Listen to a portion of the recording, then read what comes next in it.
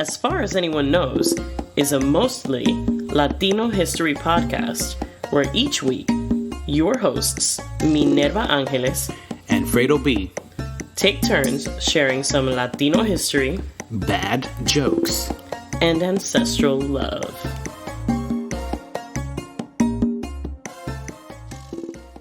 Hello and welcome back for another episode of As Far as Anyone Knows, a Latino history podcast. I'm your host, Fredo B. And I'm your co-host, Minerva Angeles. And today we're going to be talking about one of the most controversial topics, around today. But before we get into that, Minerva, do you have anything that you want to share with us? Yes, I would like to share that I went to a restaurant, and I have officially graduated, Out of quarantining. Yeah, which was terrifying. I'll be honest with you. I'm fully vaccinated. I have no reason to be concerned. Mm-hmm. Yeah, the CDC says you could be out and about without a mask with very relatively low risk. Mm-hmm. And our governor was just like, y'all can do whatever y'all want. Y'all can live your pre-COVID life. and I'm still just out here like, are you sure? Yeah. And like, don't get me, I mean, for the most part, I've listened to everything that has, all the recommendations, and that has steered me right. I have felt good about every one of those things. And, within that same line, I should feel good about just going out to a restaurant. And it was like the outdoor seating, but it's like the weird New York outdoor seating where it's like, those like outdoor makeshift plywood tents they create outside. Yeah, I mean, I think for the audience outside of New York, specifically New York City, outdoor dining in New York is not really outdoor dining. We're talking about they create essentially little mini restaurants outside on the sidewalk. Actually, not even on the sidewalk. It's on the street. On the it street, takes up taking up parking space. So like, yeah, it's like a little mini outdoor. It's not outdoor because it's like, we don't have the luxury of beautiful weather year round. It rains, it gets really cold. But so dining al fresco is not like really dining al fresco. You're indoors still, essentially. It's weird. The weirdest thing. Yeah, so that's like the part that didn't really make a lot of sense to me, because it definitely felt like I was inside of something. Which, I understand why they did that, because they want you to be outside but inside. So there's like plexiglass kind of windows. Then there's like open windows that are just open. But it's strange because you're having conversations and you're like, doing your thing, but you're essentially outside on the street, Yeah. And people are just like walking by, and like, somebody yells out something crazy because it's like brunch and me and my friends are crazy. Somebody says something wild. There's somebody on the block who turns around and is like, oh. Just like, this is like not. Yeah, you're dining on the street. You're in an enclosure, but you're not like, it's not private. You're right. So it kind of felt like they were trying to make it private, and I think they did that successfully, but it was still just like weird. And in the particular spot that we went to, I'm not even gonna like like they had hooked it up, like it was properly painted, it was well decorated, there was a little flower box behind us, they had an artist come through and kind of paint the outside, and it looks really good. The whole thing, the ambiance was on point. But it was just my first experience in it, so I was just like, this is weird, and I wonder how long we're gonna be doing this for. Probably through the summer. No, I don't. I mean, I guess restaurants are not gonna, at least here in New York City, they're not going to lose out on that. That was an investment for them, right? Even though I think I paid them they recovered. Plywood and plexiglass doesn't cost that much. But as of July 1st, all restaurants will be open.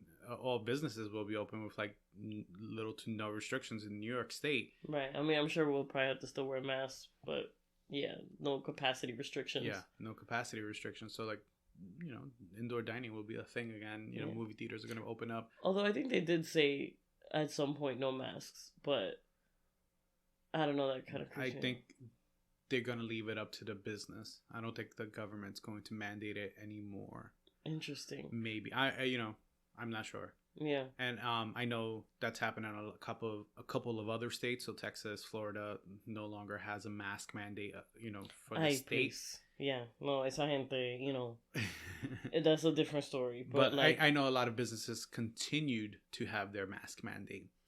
So it'll be something similar here in New York. I'm sure out in Cali and wherever, Illinois, different states across the country are, having different things in terms of what the mandates are going to look like and how opening up is going to look like for this summer. And people are itching to get back out there. I was sent an article that the rise in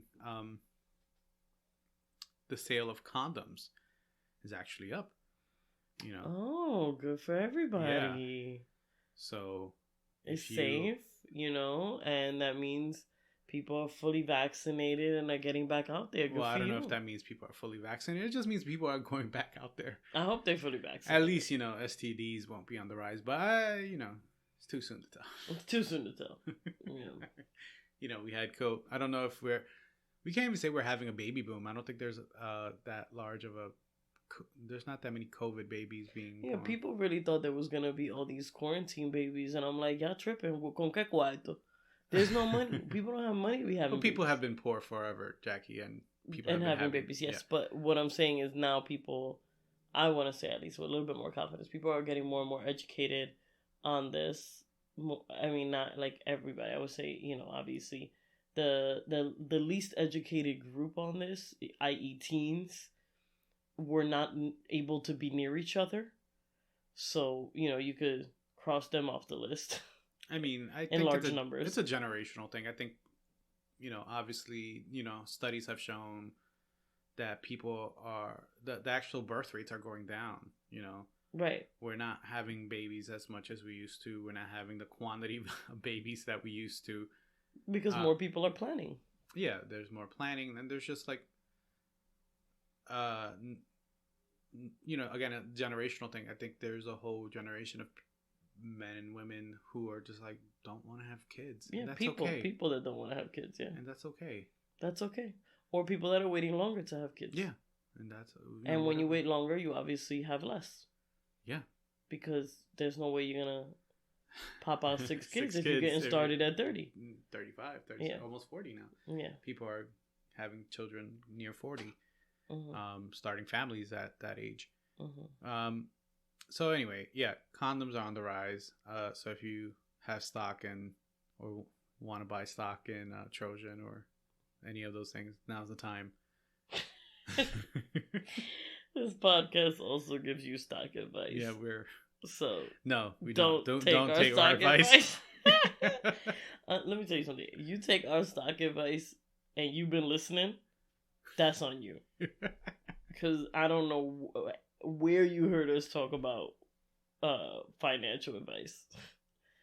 We'll help you out with some history. That's what we're here for. Speaking of which, do you want to take us away? So, today, definitely want to talk about a topic that is heavily discussed. And that is the term Latinx or Latinx. And, when really looking into the term, I had to kind of look into really this whole idea of a term of a pan-ethnic term for people that come from Latin America, people of Latin American descent. You know, because we're not just called Latin Americans, right? We're called a very specific term, as opposed to like somebody from Europe. You're either called German, Irish, Italian, or you're lumped in under European, but that's like a continent, right? That's like still a geographical area. I think with the term Latino, Hispanic, Latinx, these are terms that are very specific to a group of people that are not, it's not only geographical, it's also cultural, in the sense of language, religion, and not a shared history, but a similar history. Mm-hmm. You know, one of conquest, one of colonization. So it's an interesting thing to look into. So, you know, the terms Latino, Hispanic, and Latinx are often used interchangeably to describe a group of people that make up about 18% of the United States population. While it's now common to use umbrella terms to categorize those with ties to more than 20 Latin American countries, these words haven't always been, these words haven't always fostered a sense of community among the people that they're supposed to describe. Still don't think they ultimately do, as with the controversy around the term Latinx. One of them being that people can't say it. Yeah, say it, or you can't come to an agreement as to how it should be pronounced. Because I know, like, I'm saying Latinx now, but like I'm usually I put the Latin spin on it and I say Latinx. Mm-hmm, that's what I say. Yeah. But anyway, but before we get into the controversial term, we have to talk about again the idea of a pan-ethnic identity. So having a word that groups us into one category has been used as a political tool in the past, and this line of thinking certainly inspired the emergence of Hispanic and Latino in the United States. There's a long history of naming practices for our communities, as Ramon Gutierrez outlines in his essay, What's in a Name? The History of Politics of Hispanic and Latino Pan-Ethnicities. Newspapers from the 1850s revealed that in San Francisco, for example, the term Hispano-Americanos appeared in ads. And after the term Latin America was coined around the same time, the word Latino also came into use. However, as Mexican populations grew in the United States, Mexican and Mexican Americans became more prevalent. Hispanic and Latino as abbreviated versions of Hispano and Latino Americano flourished in California's Spanish language discourse during the second half of the 19th century, but had virtually disappeared by the 1920s. So, you know, before we were under this umbrella group of Hispanic or Latino, people from Latin America were simply either, you know, Mexican or Puerto Rican or Cuban. You know, everybody had their distinct nationality and culture, and you know, we had they, for the most part, they lived in separate parts of the country. You know, the Puerto Ricans from the mainland, they made enclaves in the Northeast. Mexicans had a stronghold in out west, and we know why.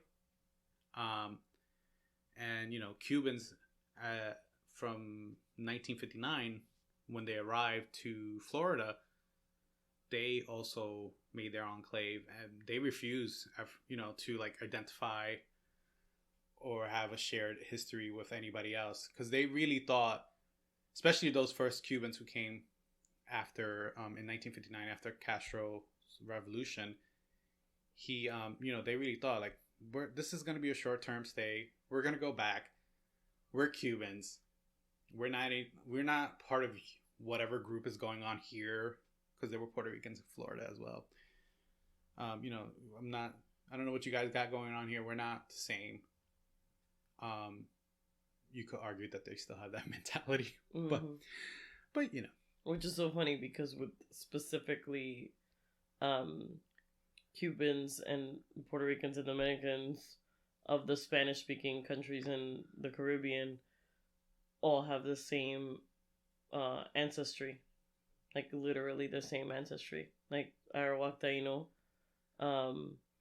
and you know our black ancestors are from Africa, mm-hmm. and the Spaniards, the colonizers. So yeah, like who they talking about? I don't know. They just don't want to be grouped in with anybody else. Okay. And I mean, and it's part of the reason why these terms emerged in the first place. I can see why Cubans were like, no, we have very distinct needs and something very different going on. There's no monolith. Yeah. Right? Yeah.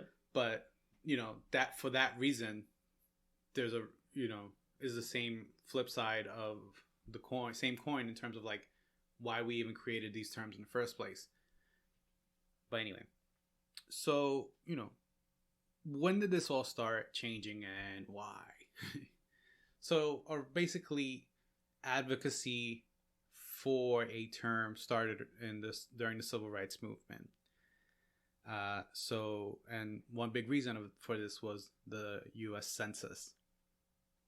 So before 1980, people of Latin America and Latin American origin were considered Spanish speaking and having Spanish origin, and most likely categorized as white on the census. As we learned last week or last week's episode, Mexicans were considered white. So were Puerto Ricans. So were Cubans. But like, what if it was like a black Cuban? Yeah. So or a black Puerto Rican. You know, there's always an asterisk with us, right? I'm so confused. There's always an asterisk. Or like you're gonna tell me like a native Mexican person. You're gonna tell me like there's like Apache Mexican people. Mm-hmm. You're gonna tell me that person was under the white. Listen, I'm sure there was an asterisk to all of this. I'm pretty sure if the census taker came to your house and you were black, they weren't checking the white box. They weren't checking the white box. Okay. Again, that's the whole paper bag test. So how light were you? How indigenous are we talking about? Like how brown of a person were you? It all came down to who the census taker was. It wasn't like now where you self-identify. People were coming to your house taking the census. Yeah. So for obvious reasons, this frustrated many people. For one, most of us are not white. Mm-hmm, mm-hmm. At least not here in the United States. I know there's a whole argument about whether or not who's white and whatever in Latin America. Here in the United States, very clearly who is accepted into whiteness in the American sense. But, anyway, this also meant that not having a separate category for those of Latin American descent, they couldn't show the government that they had separate needs from white Americans or European whites. There was no data to prove that their communities needed resources for programs such as job training or childcare, anything of that nature. Though childcare didn't really exist back then as a government form. But mostly job training. So in 1980s, it was the term Hispanic was added to the census. So Cristina Mora, author of Making Hispanics, Bureaucrats, and Media Constructed a New American, that's a long title, guys, but I will share the link, shared with Latino USA that she found in her research that activists, particularly the National Council of La Raza, known as Unidos US today, lobbied the government for a term that would unite these varied groups. The organization was instrumental in uniting Mexicans and Puerto Ricans to, quote, hammer out a Hispanic agenda. Again, this is the Hispanic agenda. Again, I'm not really sure what a Hispanic agenda is, because even within that term, that we're just not a monolith. There's like, you have new immigrants and you have people who've been here for generations who just have different concerns. Mm-hmm. Well, it's probably a lot like the gay agenda. So it's very real. We all know that these things are real. So just for reference for anybody who might not know, Hispanic refers to those from Spain and Spanish-speaking countries. That means it excludes countries or people from Brazil and Haiti, right? So the term wasn't popular right away. You know, in 1980, people were like, excuse me, what? You know, again, the idea of pan-ethnicity identity wasn't the norm. We didn't have a bunch of like, you know, Bolivars running around talking about a pan Latino, you know, nation. But you know, so why would you stop being Mexican or Puerto Rican to be Hispanic, right? There were reports of bumper stickers circulating in Miami during the late 80s, early 90s that read, "Don't call me Hispanic, I'm Cuban." Okay. You know, again, people tend to identify with their national origins. Mm-hmm. That makes sense. You know, and two, the term promotes Spanish heritage. And yeah, yucky. Yeah. Something many oppose because of the violent ways that they colonize our countries and the erasure of Afro-Latinos and indigenous people. Yes. Snaps. All of the snaps. Yeah. So, you know, it's very interesting when we're, you know, if you dig in a little deep into the internet about these kind of things, because there's even conspiracy theories about like these kinds of things, like where the term Hispanic came from, and you know, and whose panic are we? Exactly. The government, you know, specifically Nixon. He was the one who created this term, and he was the one who put it into place, and blah blah blah. So the truth to that is yes and no. It did come from the government, but it wasn't Nixon. Like, Nixon could give two shits about this. Yeah, I was gonna say, like, they don't really care. Like, they, like, and that to me, you know, I mean, obviously they needed a name to call us up, but the name, it doesn't really matter. The name could be like Floppy Lop. It doesn't matter. They don't give a fuck. They don't care. They just want to group us. Yeah. I mean, and they want to group us for different reasons. Right. So we'll talk a little later about what those reasons were or are. So as we mentioned, the term Hispano-Americano was around since the mid 1800s, but it was actually Grace Flores Hughes, a secretary that worked in what was then known as the Department of Health, Education, and Welfare. So they lumped all those three things together. She has taken claim, you know, in terms of like coining the term Hispanic. You know, and there was a lot of iterations that were thrown around, you know, but he's Hispanic because it reminded people of Hispano, but Hispanic, it gave it just enough of a English Anglo spin to make it pleasant to the ears for English speakers. So, you know, she coined the term. So it wasn't a big government conspiracy. Again, there was a lot of people fighting for a term. A lot of Latinos, Hispanics, Mexicans, whatever you want to call them. But it was people of Latin American origin fighting for a term because they wanted to be counted separate from white Americans. 100%. That makes sense to me. Okay, so as I said, you know, the term wasn't big, but Lemundo and Univision was around during that time, and they were like, Yes. Because finally an easy way to market. Yeah, it's all about marketing and the ad dollars. Because now that we have a term that unifies everybody, right? In the sense of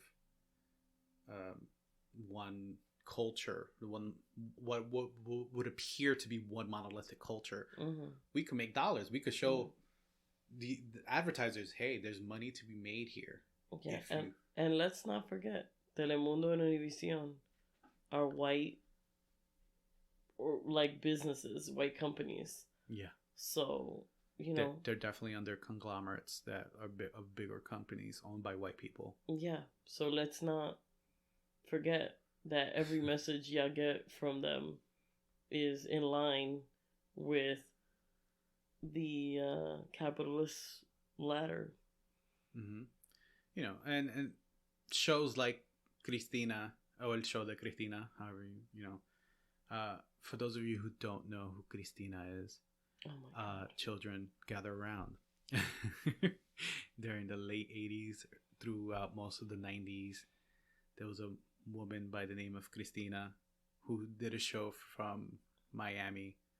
And it was basically like the equivalent of the Latina Oprah, right? Or more like the Latina Ricky Lake, I would think. Okay, again, kids don't know who Ricky Lake is. Right. Yeah, sorry. Yeah, let's go with what Oprah used to do. Yeah. Oprah's former talk show. So the Latina Oprah. And on her show, she would have people from different countries, right? So she would have a Mexican family, a Puerto Rican, Venezuelan family, all on there talking about the same struggles, similar struggles. So it would, again, reinforce this idea of like, we are a community. We are, we belong to this identity of Hispanic. They even ran ads on Telemundo and Univision urging us to, in Spanish, urging us to fill out the census and identify as Hispanic. So there was this whole push. So by 1990, people kind of started turn over and really like start identifying as Hispanic. But again, there was this group who was really pushing, but like, no, I'm not Hispanic, right? So they were really pushing to be identified as Latino. Again, so this term was around since the mid 1850s as well. The term had been around since the mid 1800s and is the abbreviation of Latino Americano. So just Latino. Again, it's something that just disappeared. It went out of fashion in terms of like how people address each other or address a certain group. But the term started reemerging again in the late 60s, early 70s. So, and there's examples of it, appeared in a diary entry of Lady Bird Johnson, the First Lady, referring to the group to us as Latinos. And in another early example, a March 17th, 1973 issue of the Black Panthers Party's newspaper described a program drawn up by an, quote, action group composed of blacks, Latinos, and whites. So again, you can see who, and it's an interesting thing to see who uses what term, because,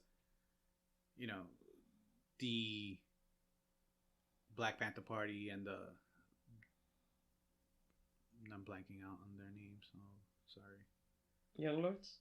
The Young Lords, the Black Panthers and the Young Lords were young college-age students who really were about, progressive ideals, and so they would be more likely to identify as Latino instead of Hispanic. And there were also studies that shown like people who identified as Hispanic would also most likely check white on the census, as opposed to people who checked identified as Latino would check black or other on the census. So there is some sort of a racial divide there as well. But at least it used to be. I think the term has come more, I don't want to say inclusive because it's not, but it has a bigger reach, right? Mm-hmm. And I think Hispanic has kind of went out of fashion. Yeah. So most people describe themselves as Latino. So by 2000, Latino was on the census with the question, is this person Spanish, Hispanic, or Latino? And just like that, you have a new umbrella term or a new way for people to identify. Makes sense, I started college in the early 2000s. By then it was very much about Latino studies getting, and really taking hold of that Latino identity, right? Whatever that is. Mm-hmm. So while the term was focused more on people from the countries in Latin America and excluded those from Spain and Portugal, because fuck them, it still left out countries like Belize and Haiti that were not colonized by either Spain or Portugal. Yeah. I do want to note that this has changed in the last 20 years or so. Not as fast as, not a complete 180, but it has changed. So people from Belize and Haiti and other Latin American countries that weren't initially included in this group do now identify as Latino. And we should be clear, some people from those countries. Not all of them. Everybody. Because a lot of people still feel like the term Latino is white. Yes. So again, it's not an inclusive term and it's not a perfect term. But when we're talking about pan-ethnicity, especially when trying to refer to a whole group of people that were colonized by the same colonizers, I think it's important to note that this one is a little more centered on the people that were colonized as opposed to the colonizers. Right. And I think this term, unlike any other ethnic term, every other ethnicity is typically tied to a race. This is the only ethnicity that is not tied to a race. Mm-hmm. So, it can be a little confusing, understandably so. So, even when we're talking about, who, like any individual, how they might identify versus how they are seen or how the term Latino is seen, this is just the mess of colonialism. And like, this is what kind of like I harp on a lot. Like, whiteness doesn't care what the outcome of the mess of colonialism was. It doesn't care what the outcome of the transatlantic slave trade was. It just profits off of it. And whiteness will continue to profit off of it and be at the top of the ladder and, gain whatever, financial prosperity off of that is, while we're still at the bottom of it, fighting over who gets to identify as what. And so, like, a lot of the times I want to just, like, refocus the conversation on that, because sometimes we get really caught up in the details of that identity politics stuff, and that's just kind of like where they want us. It is a mess. They literally, it was caused by just the rape and the colonization of our people. So, that's not necessarily like our fault, but like we do have to deal with the fallout of it. And at the end of the day, like, that's not necessarily while of course the whole point of this podcast is for us to think about our history and to kind of center the Black and Indigenous parts of our history, that that part is obviously super, at the center of like how we're gonna like grow out of this, but it's also important not to get too hung up on the details of how much whiteness is in anything, because at the end of the day, like, it's at the top of the food chain. We're not even near it. We're not even near at the top of the food chain, because the U.S. continues to imperialize Latin American countries to date. We are still dealing with colonization to date in Latin America. Puerto Rico's still a colony, guys. Puerto Rico is still a colony to date, officially a colony, or they like to call it a commonwealth, and the rest of the countries in Latin America are very much under what we know as neocolonialism, which is essentially the type of colonization that is not exactly like, directly governing a particular place, but is very much involved in the economic situation in that country.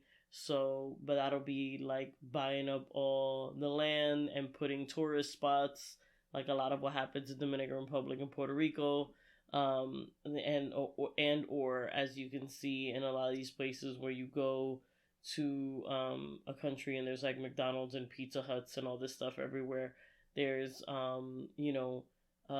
United Fruits. We talked about that a lot. These companies and businesses that essentially run quote unquote out of the U.S., but really they're exporting all of the natural resources out of countries in Latin America. So like we're still very deep into this. And it just looks different now. It just looks different. So let's just eyes on the prize, y'all. Anyway, so again, the term Latino, while accepted, widely accepted for the most part, there was still pushback. People just don't want to be put under one umbrella. Makes sense. Yeah. In many cases, those who didn't want to identify as Hispanic or Latino simply chose nationality. According to a 2013 study by the Pew Research Center, only 1 in 5 respondents described themselves as Hispanic or Latino. Meanwhile, 54% used their family's Hispanic origin terms such as Mexican, Cuban, Salvadorian, etc., to identify themselves. And 23% used American most commonly. So people are just not using this fucking term. Well, because that's the thing. Like, I mean, like, some of us are American, right? Yeah. Like, that's a lot of this is so confusing in that sense. I think there was a time, and this might be like a very Dominican experience, but like as a Dominican person, I was not even like aware that I was considered American for a while. Like, I figured that out pretty late in the game, because I was going around telling everybody I was Dominican. It wasn't until I met somebody who was from like Europe that was like, but when you go to Europe, like, if you go to Europe, you can't tell people you're from Dominican Republic. And I was like, no, because, right, I live in New York. And she was like, yeah, because you're American. And I was like, right, yeah. It was completely like a culture shock in that moment. Because I live in a place that fucks with who I am so often and decides for me so often with who I am, that I didn't actually even know, consciously anyway, that I was American. Yeah. So that is, you're perfectly describing something that I'm going to touch on when I get to Latinx shortly. Okay. It's the idea of ni de aquí ni de allá. Nor from here nor from there. But so Latinx, the term that's despised on the internet, like all you have to do is write the term Latinx or say the term Latinx, and you're gonna get a bunch of fucking trolls in your comment section about like, oh, you're so stupid for using that term. Oh, you lost me since you used the term Latinx. we've gotten it for our podcast when we put in the description a Latinx history podcast. We've gotten the term like, oh, I wanted to hear it, but since you use the term Latinx, it's probably just some progressive bullshit, blah blah blah. I'm like, okay, cool. No, but listen, if you can't hear the word Latinx, you right. This podcast is not for you. Not for nothing. You're not trying to hear about your indigenous ancestry and your black ancestry, homie. You may not have black ancestry or indigenous ancestry. No, the fucked up thing is that they do. But it's many of them do. It's fucked up. Yeah. But anyway, so it's unclear when or how it began. It's mostly tied to the early 2000s, with it reportedly appearing on Google Trends in 2004. There are a few possibilities about how the word came to be. One theory is that Latin American protests inspired the word. So from the 1970s to the 1990s, as feminists protested, they would X out words ending in os, to visually reject the notion that the default is masculine. So that's one theory. There was also this whole movement in the early 2000s too of trying to use like the @ symbol. But people still do that. Yeah, but nobody knows how to pronounce it. Right, and like that what one, is that? If you can't pronounce Latinx, you definitely cannot pronounce that. Right, but like what does the @ symbol even mean? Is that like what are you saying? Latino as? Yeah. I don't know. Again, it didn't really gain much traction, that one. But so again, and what is the big deal with this? What is the whole thing with the X and the default to masculinity and things? Again, for those of you who don't know Spanish very well or at all, Spanish is a gendered language. So, for example, if there's a group of people made up of women, or who identify as women, they can be described as ellas. If there's a group of people with both men and women, it defaults to the masculine, ellos, instead of ellas. Even if there's like a single man, if there's 10 women and 1 man, the proper like grammar is to say ellos. Yeah. So the word Latino follows this convention, labeling nouns as either masculine or feminine. For those who fall outside of the gender binary, this word fails to represent them, which is where the gender neutral Latinx comes into play. So again, all these conspiracies, right, about like where did this term Latinx come from, and it's the government trying to divide us by taking away our language, which comes from another colonizer. Hold on. Okay, just you're jumping ahead. Sorry, I'm sorry. Because this whole thing is the argument is so fucking stupid in that sense. But in terms of like all these theories, of like the government, controlling this, and guess what, guys? The government, as the same thing with Hispanic, the government could give 2 shits what we call ourselves. Floppy lops. They don't give a fuck. I identify as a floppy lop. You are a floppy lop. But again, the government has this is coming from within the community.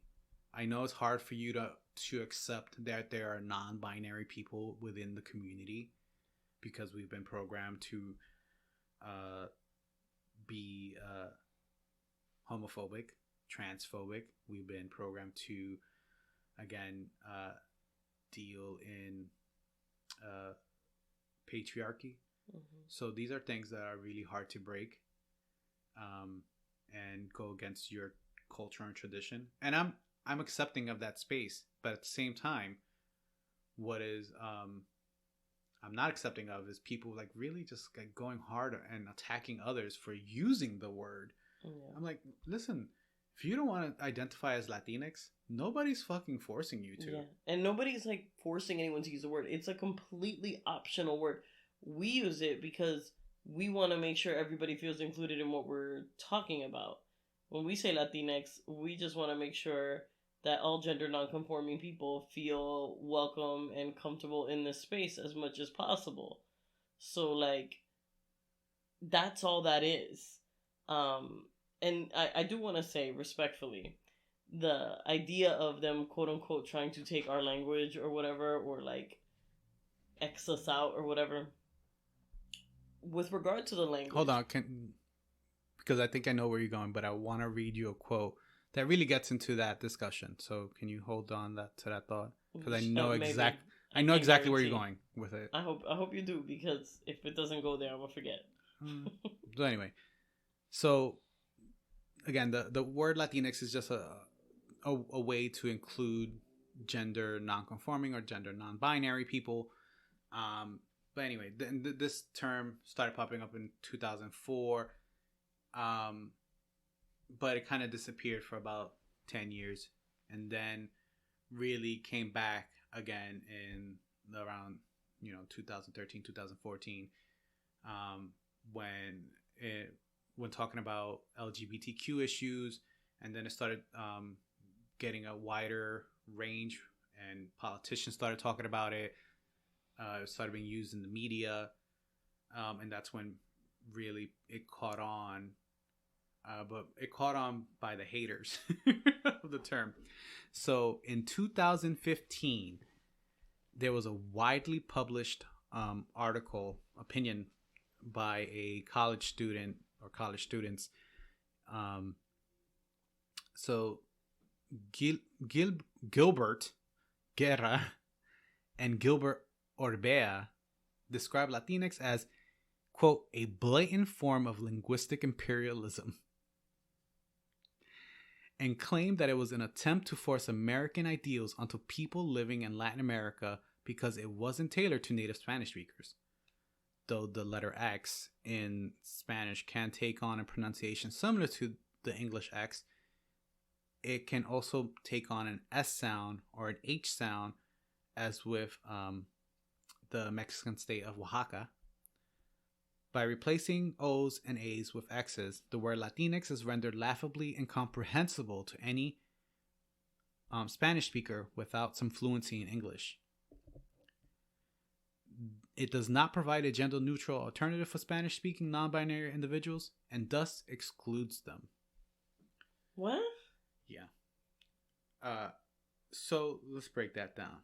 The first part is the part that is really like laughable, where they're claiming that it is a blatant form of linguistic imperialism.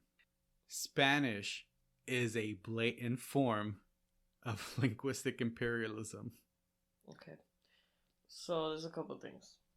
One, the Spanish language is in and of itself a colonizer's language. We were colonized. And some of our ancestors were kidnapped and brought to a place. And then everyone was forced to learn Spanish. So I want to just be clear that that's what happened. So, really, there's like a huge movement right now of people trying to learn like their indigenous tongues. I know that there's a lot of people studying West African languages. Shout out to my queen that I love, my friend very much, B. Anderson of B. Anderson Inc., who runs the amazing business, and I'm just going to link it, Song of the Spirit, where that's like exactly the goal that they have. They're really just trying to reclaim our languages, and they do a lot of these classes virtually, so if anyone wants to take them, I recommend it. And that, that's a huge thing. People trying to reclaim Quechua, whatever, all these other languages. We're just trying to relearn some things that were taken from us, that were, illegal to speak, or, we literally got it killed out of us. So that's like one thing. the other thing I want to be clear on, because the first time I heard this said to me, my immediate pushback, because I didn't come into the conversation from a standpoint of understanding where I was coming from was a colonized place. I was coming from the conversation as an American living in America, and feeling the oppression as a Spanish speaking person. So I'm going to highlight that for a second because I want to come through it. I want to come at you through the lens of empathy, right? Yes, speaking Spanish in America can be a problem, right? We do face quite a bit of discrimination when speaking Spanish in America, and there's a lot of trauma there for that. So our families fight very much for us to speak Spanish and for our kids to speak Spanish because they don't want to participate in the erasure of our language in America because of like the xenophobia really and discrimination that people deal with here. So I want to like honor that. I want to respect that. I want to make space for it while being very clear that it is both. It is both. So the other thing is, I just like, because it just made me think of it, is that when our parents are fighting for our kids and us or whatever to speak Spanish and stay with Spanish or whatever, or when we're in general trying to fight that, I just want you to know that that is an ancestral survival trauma that's coming up for you. While that's manifesting right now in you defending it in Spanish, it is your ancestral rebellion because of what our ancestors lost and what our ancestors couldn't teach us, which is our indigenous languages. So that's what's coming up for you. And it's coming up in the form of you holding on to a different colonized language. But you could do that. Nobody's saying not to teach anybody Spanish. Our kids, we're trying to get them to teach Spanish, but I'm personally working on learning more Arawak, so I can teach that too. I can speak it. I want to speak it myself, and I want my children to speak it. So we, like all of these things can be true at the same time. Like I said, colonization, it's a mess. It created a mess. And we're not supposed to pick one thing. It's like we just can't pick one thing. We can be all of those things. And all of those things can be true at the same time. So nothing, it's kind of like, no one can make you feel inferior without your consent thing. In this sense, like, at this stage of the game, like, it's not necessarily like that the erasure is happening. Like, the erasure can happen with our consent. Like, we'd have to participate in erasing the Spanish language. And in this case, this is about including more people. So, like, be cool, okay? Yeah. And then the other thing, I guess their overall thing is like, oh, you're trying to be inclusive, but it's not really inclusive for native Spanish speakers, as if native Spanish speakers would like not be able to figure out how to say Latinx. But in fairness, a lot of English speakers don't know how to say it either. There's still no agreement in terms of like how to actually pronounce it. But I don't think the fact that adding an X to Latino and replacing the O and Latino to an X really like excludes Spanish speakers. But whatever. So I have not read this book, but I did read an article about the book, which intrigues me. So now I want to read the book. So in the book Borderlands, La Frontera, the New Mestiza, queer scholar Gloria Anzaldúa, I'm sorry if I mispronounced her name. Anzaldúa, yeah, she's kind of like the triple OG in this work. Yeah. I just want to be clear about that. Yeah. She is like I'm sorry, I don't know how to pronounce her last name. She is. So she writes on, again, I'm gonna butcher this. I apologize. Nepantla, a Nahuatl word that captures the concept of being caught in between worlds.